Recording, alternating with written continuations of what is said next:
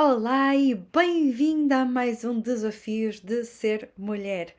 E então, na semana passada, falamos, neste ciclo lunar de Caranguejo, falámos sobre a Mãe Vida. E o que é isto da Mãe Vida? É todos os sims que a tua mãe teve que dizer para tu estares aqui.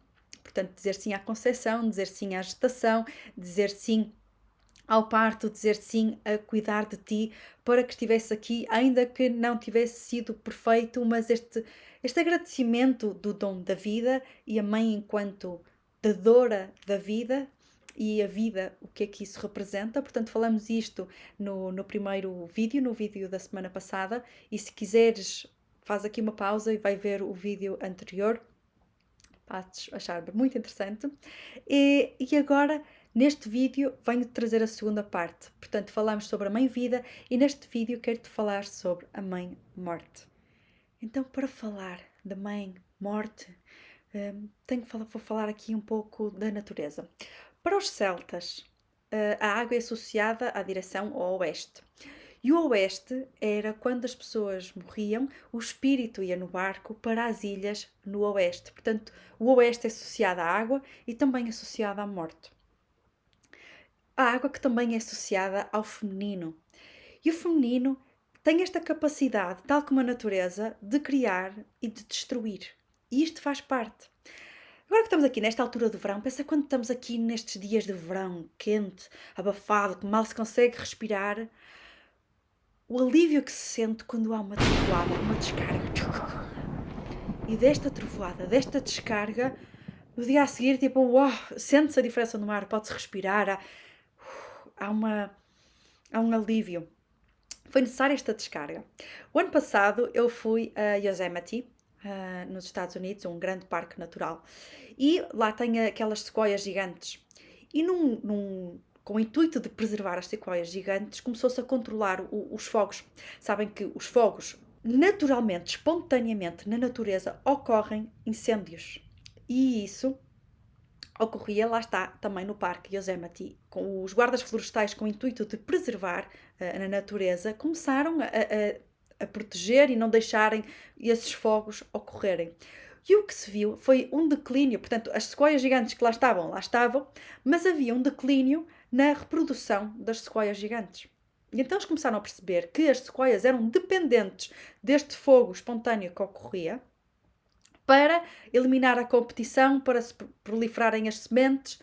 E então foi necessário deixar que de vez em quando, espontaneamente, ocorressem incêndios para que as sequoias pudessem proliferar. Então, com isto quero mostrar que a própria natureza tem este mecanismo de destruição para se regenerar. O terremoto, o vulcão, são forças da natureza destruidoras, mas, por exemplo, a lava é super rica em nutrientes. A cinza é mega rica em nutrientes, ou seja, dá esta capacidade de regenerar. Quando nós fazemos uma bolha, imagina, estás a caminhar e fazes uma bolha no pé, tens ali uma ferida, mas o próprio corpo, portanto, tens a destruição, mas o próprio corpo cria uma bolha com líquido e este líquido é altamente nutritivo e é o que vai ajudar a regenerar a pele que está por baixo. Isto para dizer que a natureza cria e destrói. E isto também é a capacidade do feminino, criar e destruir, dar vida e dar morte. E esta capacidade é muito temida. A capacidade das mulheres de destruir é muito temida. E então tentou-se controlar, portanto, com a vinda do patriarcado, tentou-se colocar as mulheres em caixas, que é para serem as meninas bonitas. A caixa da menina bonita é se tu fizeres assim, se tu tiveres raiva, se tu entras em conflito, se tu não sei o quê, se não fores submissa, não és menina bonita. E então colocou-se as mulheres em caixas. E isto deu origem à esterilidade da raça humana, porque controlamos a nossa capacidade de destruir, também controlamos a nossa capacidade de criar. Precisamos da destruição para dar origem também à vida. E eu não estou a falar de destruição de guerras, não é isso. É a destruição regenerativa. Por exemplo, Quantas vezes não entramos, por exemplo, num conflito e esse conflito, e tem a ver a forma como entras em conflito, o conflito não tem que ser necessariamente mau, um conflito podem ser duas ideias contraditórias que são discutidas e daí surge um compromisso, daí surge... Quantas vezes não discutiste com o teu marido, ou com o teu companheiro, ou com a tua companheira, e dessa discussão conseguiram alcançar um novo patamar evolutivo, uma nova consciência, uma nova forma de estar, uma nova ligação e proximidade na vossa relação. É necessário essa destruição para o patamar a seguir. E apesar de, enquanto mulheres, estamos super controladas e condicionadas e não queremos magoar ninguém e não queremos ferir suscetibilidades e não queremos... E estamos a limitar o nosso poder, a nossa luz, o nosso brilho por isso... A nossa incapacidade de colocar limites saudáveis e tudo isso faz com que não tenhamos a usar todo o nosso potencial. E com isso também é uma menos-valia para a nossa sociedade, porque se não estamos a utilizar o nosso potencial, também a nossa sociedade cresce menos, há estéril, há menos crianças a nascerem, no sentido, há maior infertilidade, há maior, porque o nosso poder de regeneração está associado ao nosso poder de destruição. E as mães como amam imensamente os filhos, ainda que tenham às vezes formas muito estranhas de o demonstrar, mas as mães como amam imensamente os filhos, é como se este filtro da caixa da menina bonita fosse um bocado para o galheiro. E então, as mães com os filhos têm esta capacidade de morte fantástica. Como é que elas têm esta capacidade de morte?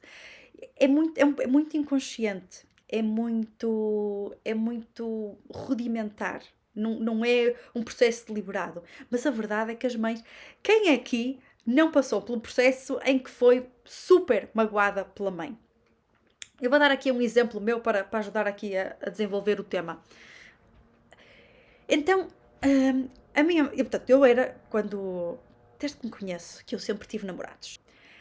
E a minha mãe morria de vergonha, porque o que é que as outras pessoas vão pensar? Ai, vais ficar sozinha, não ponhas nas redes sociais, não apresentes à família. Ela tinha muita vergonha, tinha muito receio daquilo que as outras pessoas pudessem pensar pelo facto de eu ter muitos namorados. E então, ela dizia-me estas coisas e magoava-me profundamente. Aquilo era como tipo uma faca. E ainda que eu lhe respondesse tipo, não, não é nada assim, este aqui é... O facto é que lá dentro eu assumia esta dor da minha mãe e eu própria sentia vergonha e eu própria sentia culpa de ter muitos namorados. A minha mãe dizia estas coisas porque ela própria tinha receios, tinha medos que as pessoas me fossem rejeitar. Ela gostava tanto de mim que me queria proteger, ainda que ao proteger me magoasse muito. E primeiro foi conseguir ver além da dor. Portanto, eu sentia imensa dor e tipo, precisamente insultar a minha mãe e mandá-la abaixo de Braga.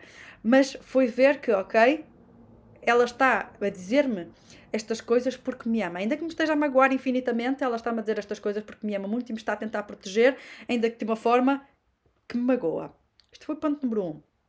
O ponto número 2 foi compreender, foi aceitar, ultrapassar a minha vergonha, a minha culpa e aceitar que o facto de eu ter muitos namorados é uma grande força, faz parte da minha essência.